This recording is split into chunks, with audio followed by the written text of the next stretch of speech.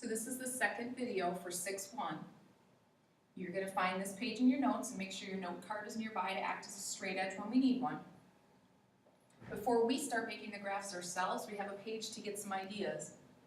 So in the first system, and system we talked in the last video means two equations that use the same two variables.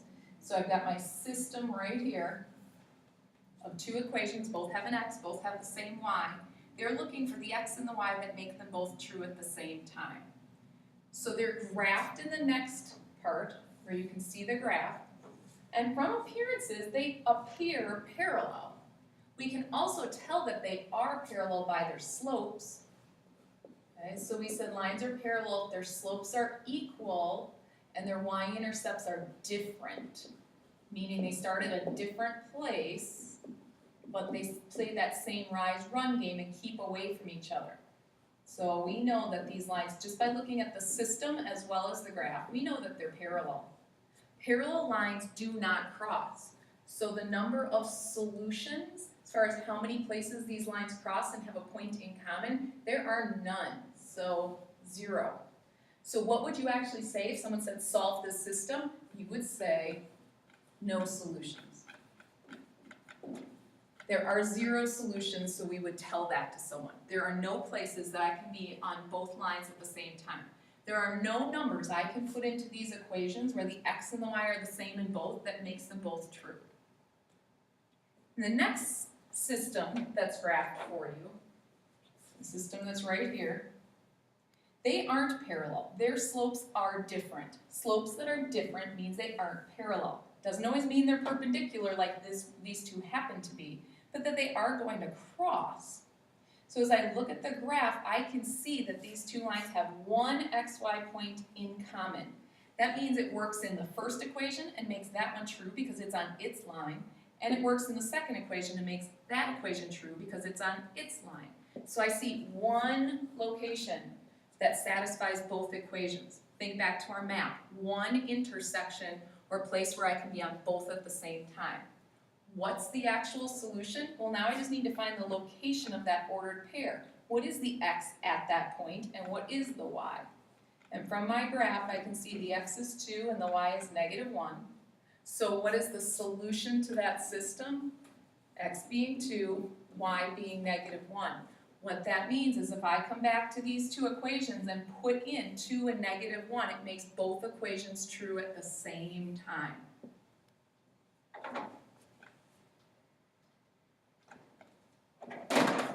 The third one that you see has been graphed for you, so I'm looking at this system now. If we graphed it ourselves, we would need to move it around so that we could get it into nice y equals mx plus b form in order to make the graphs. The graph is provided for you, so while it wasn't as easy to tell from the two equations, you can see here that these lines do not intersect. They don't even look like they'll intersect if I extended them longer in both directions. So again, I have 0 solutions because there are 0 intersection points.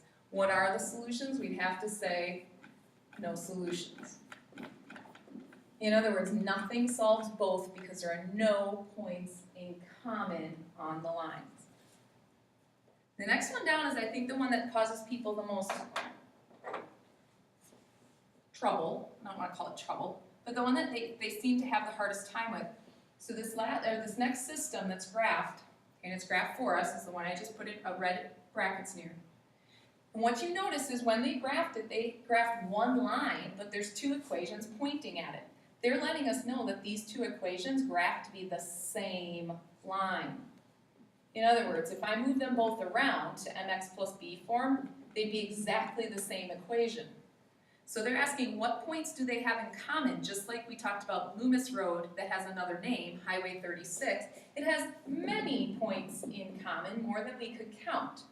So infinite, you can either say the word infinite or infinitely many if you prefer. This is where people sometimes write funny stuff. People say, well, then lots of things satisfy it, we can't tell. Well, that's not true. This ordered pair right here satisfies it. However, this ordered pair right here doesn't. So we can't say like anything works. But here's what we can say. And this one's going to take you a little bit to get the hang of writing it. What are the solutions? Anything that solves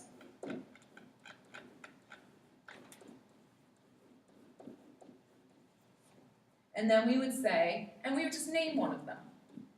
I'm picking the first one, doesn't have to be. They're letting me know that anything that solves the first one solves both of them. So they're not saying that anything works, because we said there are points that don't work, points that are not at those intersections, points that are not on both lines. But there are too many points on the line to name. So how we tell people is we say, well, if it solves this first one, it will solve both of them. So we're telling people where to find the solutions to that. We will have to work more on that, because that's often the one that people have a tougher time wrapping their head around. And this final one, we're back to a situation we've seen before. So on this one, they've graphed this last system that you see on your page.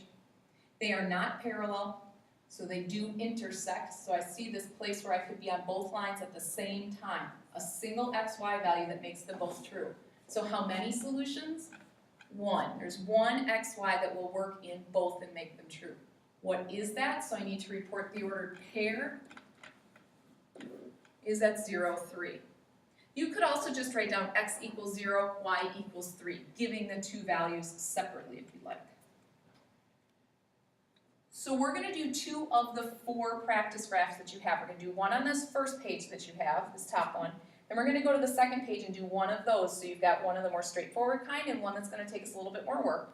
The steps are up at the top like we've been doing lately. So to graph and check your system of equations, it says first write each equation, to do this ourselves, to find out what makes this system work.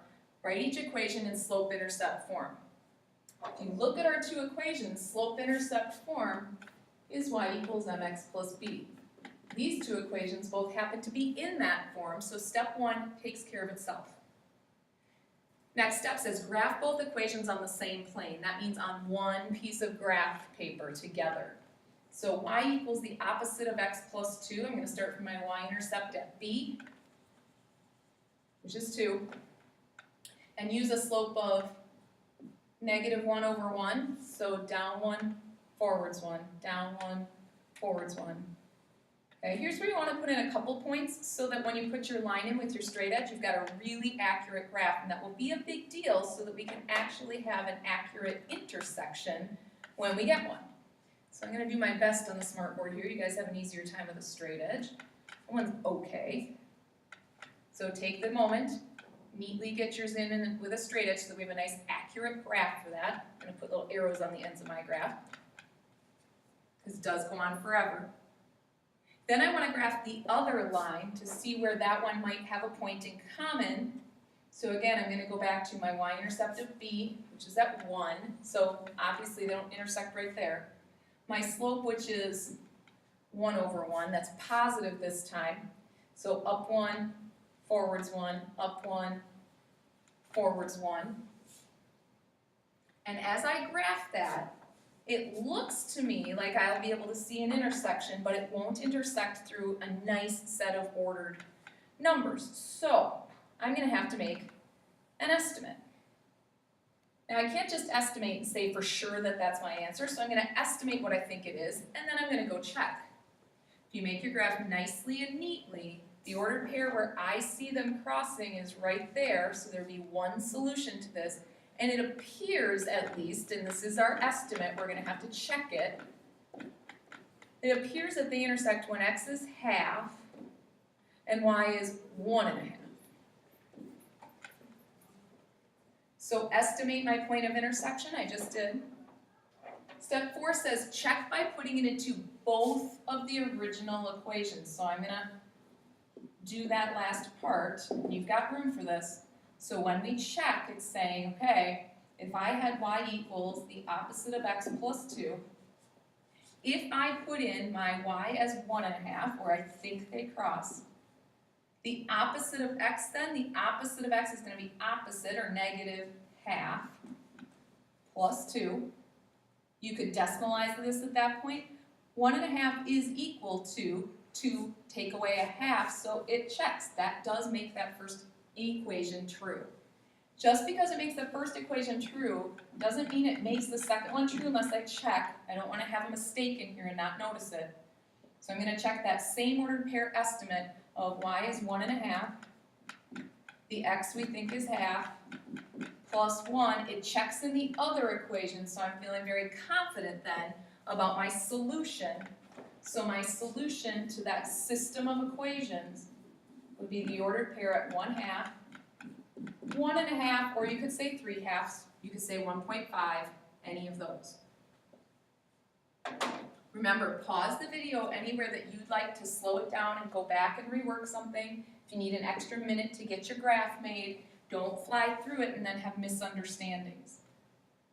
The other one that we're going to do on this video, and we'll do some more together when we see each other again, is the one at the top of the next page. Y equals, and look for the system, it's y equals the opposite of 2x minus 3. And then the one that's in standard form, 2x plus 5y equals 25. Same steps, except this time we are going to have to do something in step 1. So step 1 says write each equation in slope-intercept form. The first one is, so I don't need to change that around. However, the second one is not. So take a moment to do some very good algebra. Pause the video if you like so that you can take your moment and not feel like I'm talking in your ear. Take a moment to work this one out. You can imagine a little Billy Ray Cyrus playing in your mind when you get to the part where Achy Breaky Heart comes in. Just because I know how much you like that. These are the two divisions that we'll need to carry out. Again, that first one is a slope, -2/5 x, that's fine as a fraction, plus 25 divided by 5. So that's the second equation that I'm going to use. So my system is made up of this one that already was in slope-intercept, and then this second one that wasn't at first, but now it is. That's the equivalent form of it. So when I go to make my graph, and keep following the steps that you have on your sheet, they're above now on mine. I want to go ahead and graph. So in this first one, I'm going to go to my y-intercept at -3. Use a slope of -2. So -2 slope means down 2, forwards 1, down 2, forwards 1. You run out of room to be able to keep doing that, so I'm going to go back to my original. I'm going to go up 2 and backwards 1 so that I can keep that negative slope, but also have a lot of good, accurate points to use my straight edge and make a really good looking line through those. Use your straight edge, take that moment to make it really good. I'm going to fix mine up a little because mine wasn't as good as it could be. And I'd like this to be an easy process. I'd like to read my graph accurately the first time. So then I'm ready to graph my second equation. So my second equation that I moved around is right here. I'm going to start up at my y-intercept of 1, 2, 3, 4, 5. I'm going to switch colors, actually. How about I switch to red at this point? My slope is -2/5. So that means down 2, forwards 1, 2, 3, 4, 5. And as I look at that, I think mine's going to have a tough time intersecting. But they will intersect. So I'm going to put my line through. What I want you to do is extend those out, and let's see if we can estimate where we think they intersect. Normally we try to make sure they fit on the graph paper. These two just don't. We could have not counted by 2s and whatnot, but we didn't know to do that. So I'm going to use my straight edge abilities here, and you use your note card. Extend your straight line there as much as you can until they cross, and let's make an estimate of where they cross. They do cross. They are not parallel. They are coming towards one another. So if I had to estimate that, I think I'm at -1, 2, 3, 4, 5 for my x, and +1, 2, 3, 4, 5, 6, 7 maybe for my y is my estimate. So my estimate, right, and that's what it says to do in step 3, make an estimate off what you can see. So my estimate is that it looks like it'd be at -5, +7. But I'm not done because the last step says I should check by plugging that into both of my equations and making sure it works. So my check step, I'm going to take my original equations, each of them, so it's not enough to only check one. I'm going to plug this in, and see if it works. So my estimate of 7 for y, -5 for x, is 7 equal to +10 subtract 3? Yes. Now it's possible we've got a good one here, and it's possible that we just misread our graph, so we do need to check both. So we're checking in the other equation is 2 times our x value of our estimate plus 5 times, again, the y value for our estimate. Is that 25? So I have -10 plus +35 is 25. And that works. So finish up your examples with all this detail, and then they're going to hand out the worksheet that's your 6-1 day 1 assignment, and I'll see you soon.